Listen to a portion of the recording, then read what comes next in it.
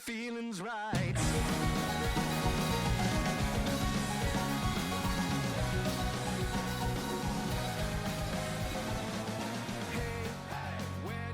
Hello, everyone. This is your always tactful host, Pendy. And this is Paul, also known as Eastx Twit.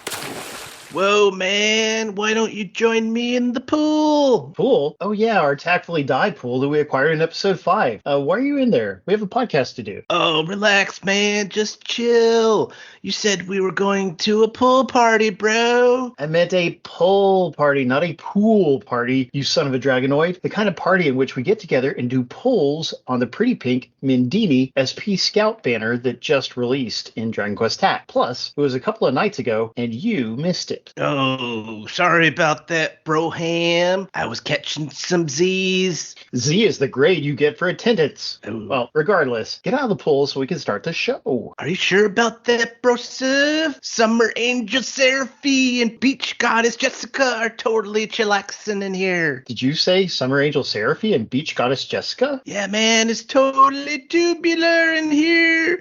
It's got a puff vibe, you know what I mean? Oh, heck. In that case, Cannonball. While Paul is getting acquainted with the ladies, I'll go ahead and welcome our audience to Tactfully Dai, a Slime Time podcast spin-off that covers just about everything in the world of Dragon Quest, the Adventure of Dai, and Dragon Quest Tact mobile game. That's right. We'll talk about the latest and greatest with Dragon Quest Tact first. Awesome! I'd love to ride the waves of some tact, man. Are you done talking like that? Totally. Yeah, sorry.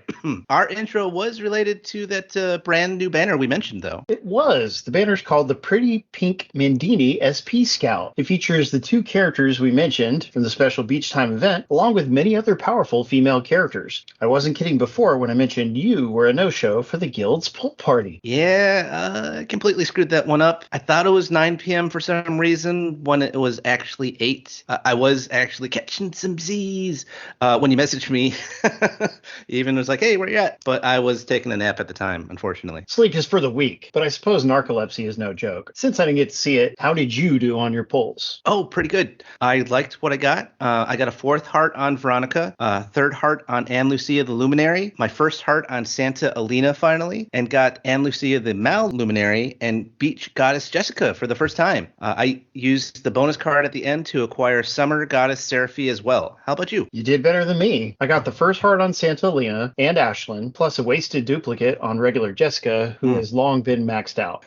Basically, I did almost as poorly as it's mathematically possible to do on that banner. I am thankful for the Santa Elena heart, though, since it gives her move +1 for the first 3 turns. And then which is a great thing. But then I used the ticket to get my 1st heart on Veronica, because she needed it. Oh, well, that's good. Those 1st hearts for Santa Elena and Veronica are definitely very useful for those two characters. Heck yeah. Oh, yeah. And I noticed in the Japanese version of this banner, they also featured Halloween Veronica. For Global, we got Paranel, which is quite the downgrade. They could have at least given us a better choice, like regular Alina or someone like that. I don't know, dude. I thought you were a big Paranel fan. What with that homemade doll you showed on Facebook recently? I like the character, but the character's not so great in the game. Not right now. She got, even with the Blossom, she was like, not a great character. Agreed. And I'm not crazy about regular Jessica being included in this banner either. She's in almost all the special banners, so most members of our guild actually have maxed her out already. That's a good point. I didn't think about that. I also saw that Japan got a White Day banner where there's a lot of powerful male characters on it. That's true. But that Japanese banner also has Kirill. He's a horrible choice. And I don't know why they would put him on it. The booby prize, I guess? Probably. And it's also worth noting that in Japan and some other Asian countries, Valentine's Day actually evolved into a holiday where women would give men chocolate or gifts to the men that they like. Soon thereafter, a Japanese sweets company started marketing marshmallows towards men to give to the women they liked on March 14th, 1 month after V-Day. The Japanese company name isn't important, but I'll pronounce it just to prove that I can. Ishimura Manseido. I definitely decided that, hey, Paul would be better for trying to pronounce this than me.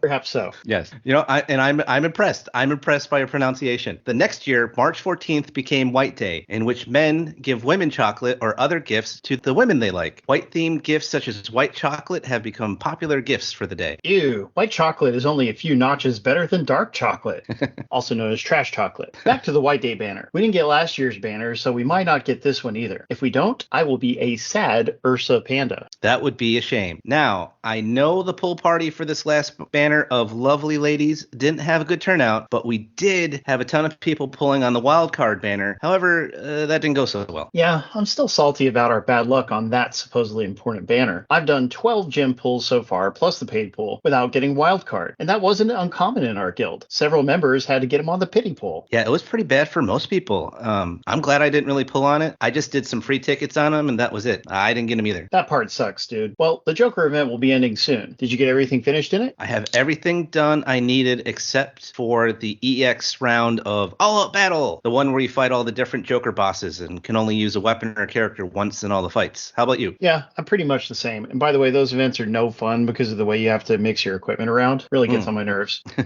I maxed out all the farmable units over a week ago from this event, so I've been farming rank up materials and ability tomes since then. Oh, nice. Did you ever decide where you wanted to go with Wolfspade? Last time you said you hadn't started with him yet. I ended up going down the physical route. I went with the Wolfspade guard ability, the party boost that raises attack for 3 turns, the Wolfspade cry that can also paralyze, Frankenstein that does full HP recovery after going below 20%, and attack and defense plus 50. I'm just getting those last little stat bonuses now, though I'll never be able to get them all. There's no way to get 1,800 more character builder crystals before the event ends. The physical route, huh? Yeah, you're always talking about getting physical with wolves for some reason. I'm not sure why, but I'm afraid I didn't make any progress on the wild guy. Customization is good, like the character builder offers, but the inability to freely re-roll on Wolfspade really takes the fun out of his character builder for me. Oh, I don't blame you. But now it's time to rumble in the arena! No first place finishes for me this time in single arena, and I finished 295th in RTM, real-time matches. I didn't have a ton of time to dedicate to those, so I am happy with getting to the rank legend again. A new round just opened up, and I started out as participation Runk Diamond 5, as they used to call it. Runk instead of rank. The recent time change actually helps me too, that we just had this past weekend. I'll have more time after work to get some fights in. Usually by the time I get home, I can maybe fit in 1 or 2 fights, and then it's over until I can try and do some fights later at night. How did your Arena Rumble go? Well, I got rank 169 or so in single arena, which isn't that bad. And I ended at Master 2 in real-time arena. I never could get enough fights against non-whales to advance past that. It would have been nice to reach legend, but oh well, I'm not rich. Well, maybe next time, I know we've done this for other people. If you have the time, you can get with us and we can just throw in like one character, and then you can try and time it so that you just fight the one character. And we've pulled people to legend like that before. I suppose it would be worth it for the extra gems. Yeah, exactly. So yeah, next time if you got time, let us know and we'll see if we can do that, if it's coming down to the wire. I shall consider it. Cool. But we also have another guild tournament coming up. It's 225 weight this time. I have to admit, I hate any arena match that comes in at 225 weight. I just struggle to put together teams I like when it comes to 225 when it's that limited. This time I went with Pissarro and Orgo Demir, guarded by Sir Rose Garden, Diamond Slime, and Leary Lout for my defense team. That sounds pretty good. I'm procrastinating on my setup as always. Yeah.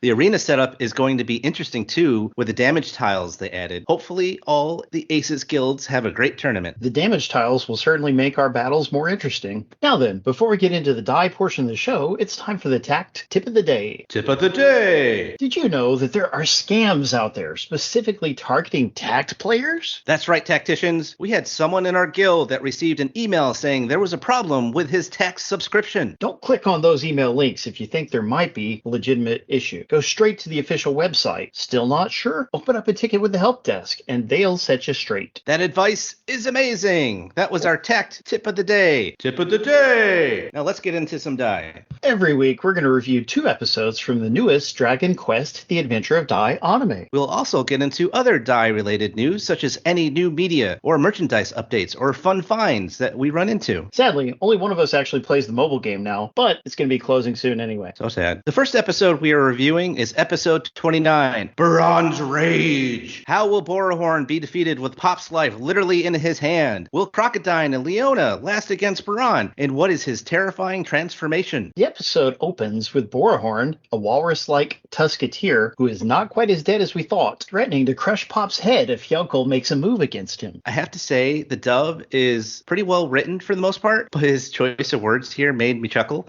His reaction in the sub was, "You dirty," and in the dub, it's, "You scoundrel." It's kind of an old-timey word, and it made me chuckle. Don't be such a nitpicky scoundrel, Pendy.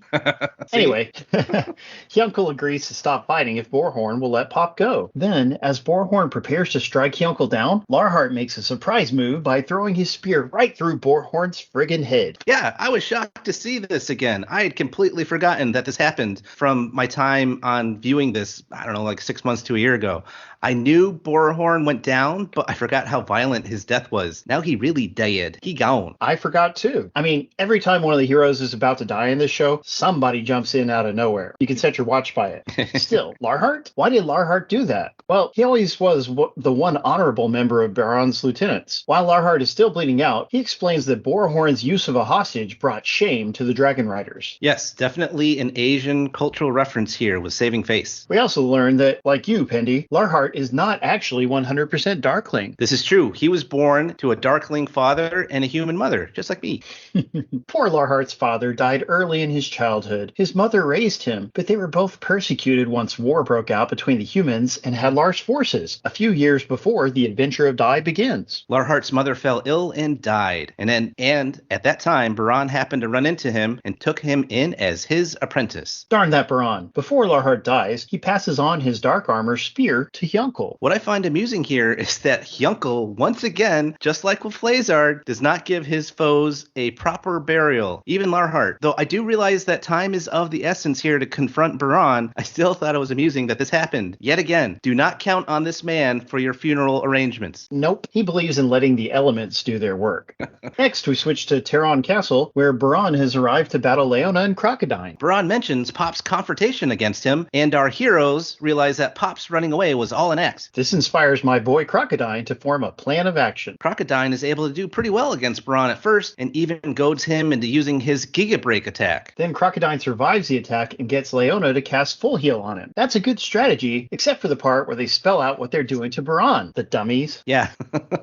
And this does nothing but to enrage Baron, and his draconic symbol calls to Dai. Ooh. The power of the draconic emblem knocks over everyone in the prison, and Dai escapes by bending the bars of his cell. It would make Bender so proud. Solid reference there. We switch back to Crocodile and find that he's not trying to win the fight with Baron. Nope, he's just trying to focus on defense and drain as much of Baron's stamina and magic power as possible until reinforcements arrive. Classic Dragon Ball Z style storytelling. Leona tries to go in for another full heal, but Baron cuts her off with his apple spell and a warning not to interfere anymore. The princess ignores the warning, and Baron makes good on casting Zapple right at her. Thankfully, Yunkel arrives to block the spell with his new Dark Armor Spear. Baron assumes Larhart threw the spear, but of course we know it's Yunkel. Indeed. Baron also assumes Yunkel stole Larhart's armor, but Yunkel reveals that Larhart actually gave it to him. Yunkel also explains how Larhart told him about Baron's tragic backstory. Yunkel tries to convince Baron that not all humans are evil, using his wife Sola as his main example. I love his line about how Baron faced the very best and the worst of humanity. So he did. Unfortunately, despite Yunkel's best attempt at persuading Baron, the Dragon Knight decides to cast aside his humanity and continue the fight. The one goal that he will not cast aside is to destroy humanity with his son. What a punk. The energy from Baron's transformation causes the High Hydras, surveilling the situation for Hadlar and Zabuera, to explode. What is Baron transforming into? A mighty Dragonoid, the true fighting form of a pure-blood Dragon Knight, the combination of human, darkling, and dragon. Delicious. Baron completes his transformation, and we end our episode there. This episode would be frustrating to watch alone, but it's great when paired with the next one, if you ask me.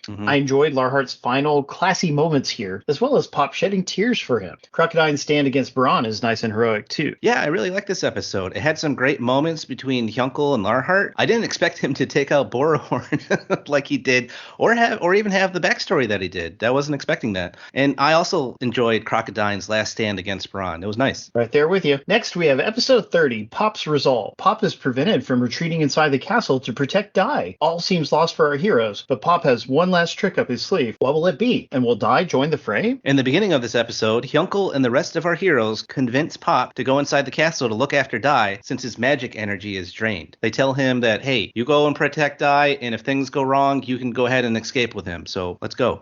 Where's the sage's elixir when you need one? Right? So Pop makes a run for the castle, but Baran shoots him down with a laser strike to his arm. Cruel. Crocodine is surprised that Baran would hit a defenseless foe from behind like that. Baran explains that in this form, there is no mercy for anyone that is his foe, no matter the circumstance. He can no longer hold back his attacks. I believe his exact words were, once you pop, you can't stop.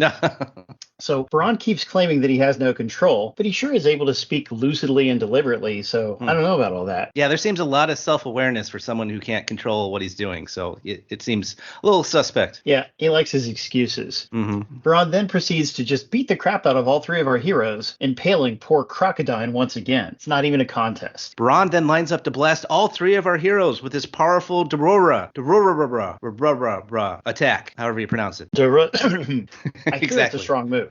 However, Dai pops out of the castle, inadvertently interrupting Baran's attack. Also, at that moment, Marilla has a vision of Pop being slain by a demon. Not a good sign.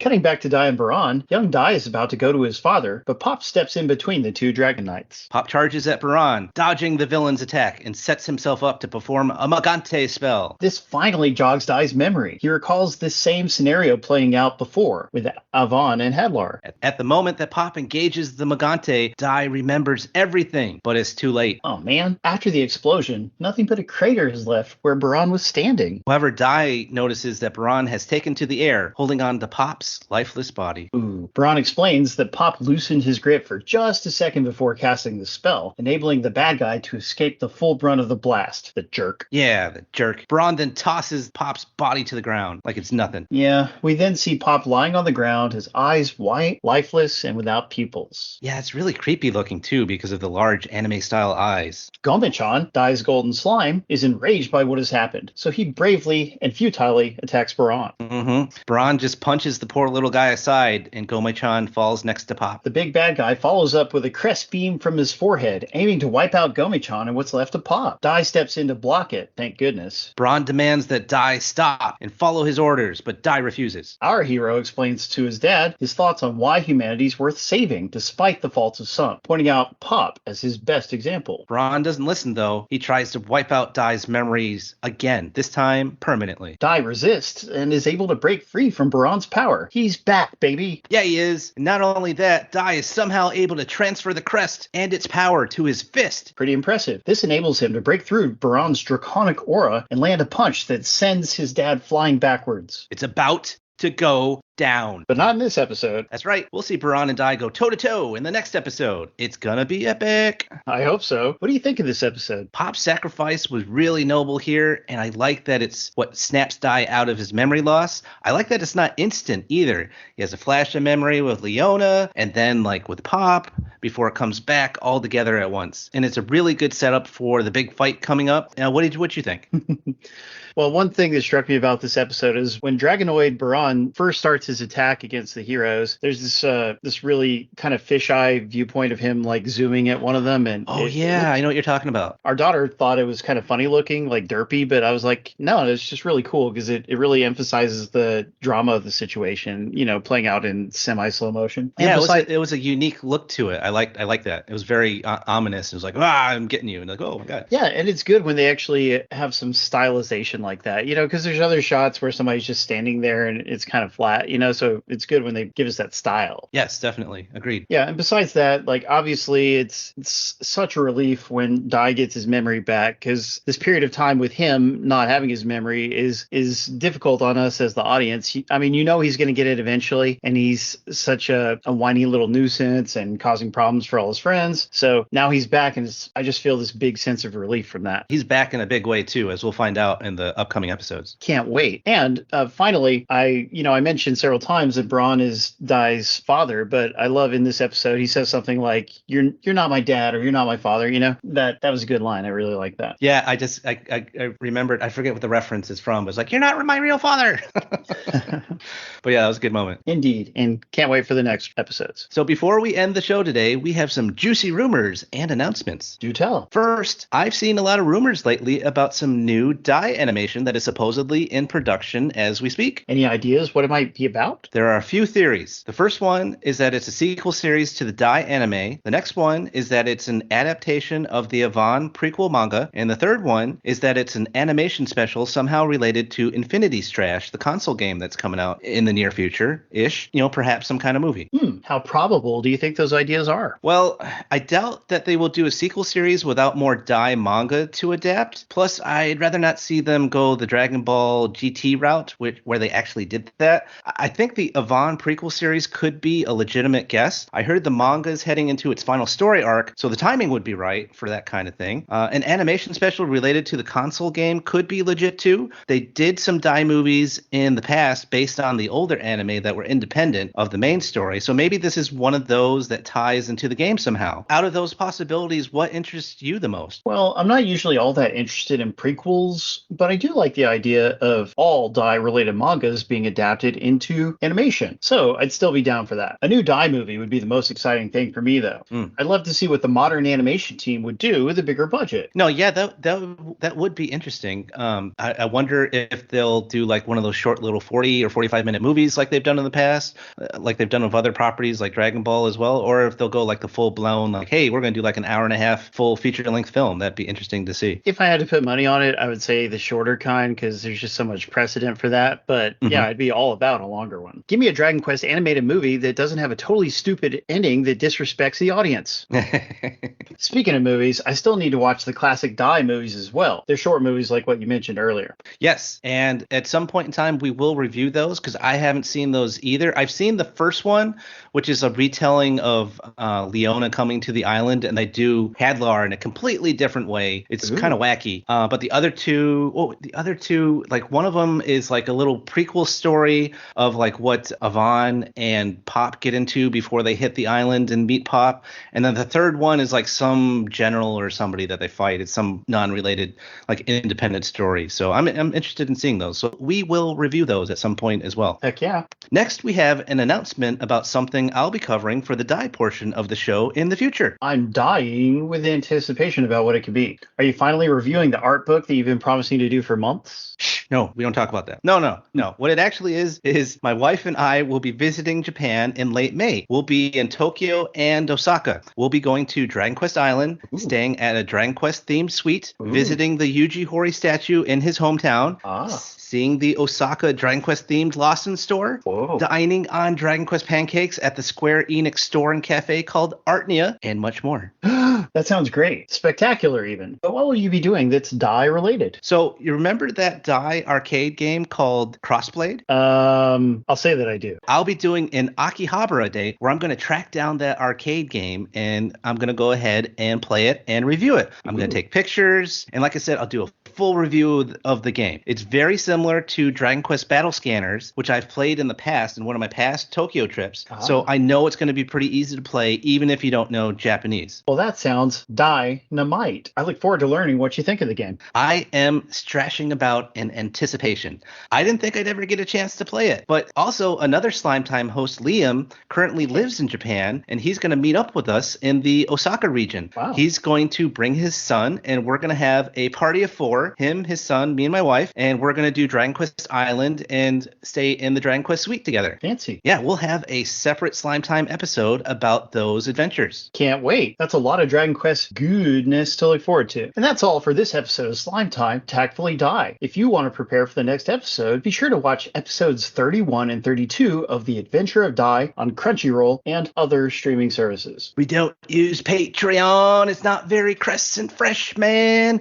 But if you do, you have any moolah that is just catching the waves in your wallet, pouch, bottomless bag, treasure chest, pot, barrel safe, or even searchable wall sack, and you'd like to donate anything to a website that's been totally supporting Dragon Quest fans for over 20 years, surf on by the Dragon's Den at woodis.com/den and click on support this site. He personally edits every YouTube version of our podcast, and he fully appreciates any donations to help keep the servers riding that wave. We don't do Patreon, and I promise we don't do weed either. Anyway, the Dragon's Den website also features an Amazon affiliate link. If you click the link and make a purchase, a small fraction of the sale will go to support the den. It doesn't cost you anything, and it helps us stay clean. We even have a Radical Slime Time t-shirt you can buy by our resident artist, Duano. See the link for it in the show notes. As part of the Totally Bitchin' Slime Time Extended Universe, or Stew, you can direct comments or questions for the podcast on Twitter and Instagram at DQ Slime Time. And you can follow me on Twitch at twitch.tv/EastXTwitch. Come watch me play a variety of super rad games every Saturday, kids. Hell yeah! Getting back to Dragon Quest, consider joining in tons of Dragon Quest discussions at the Dragon's Den forums, the only online forums that are legally guaranteed to be free of dysentery. Find it from the Dragon's Den main page or at woodis.com/forums. You can also find us and other rabid Dragon Quest fans through the Dragon Questers, Dragon Quest Tact Global, and Infinity Strash Facebook groups. We'd love to see you there. Don't you dare be dysentery, man.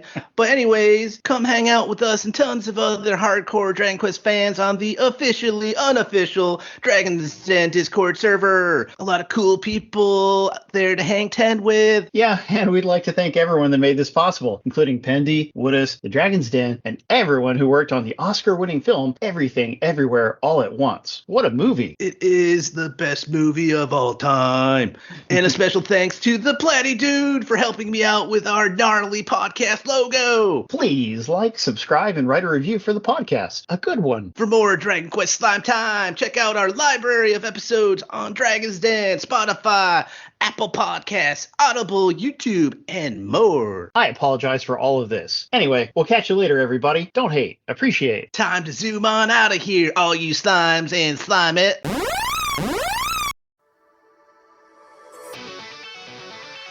Lately days are getting dark before you've had a chance. But remind yourself the truth can be a never-ending task. Even now, with what we've got, how far can we go until it's gone? Sometimes I swear I hear a voice, look, no one's in the other room. All alone I thought I had an angel, someone keeping an eye on me. Even love will turn to dust. I can't help but be proud of how far we've come. But I don't plan on backing down or letting my guard down. 'Cause I knew a test would someday come my way. So I made a promise to remember every little thing, to every piece of my heart, keeping the fire burning, letting in the light to see what's waiting for me on the other side of this world. I wanna change, so reach out and find the path that no one else can.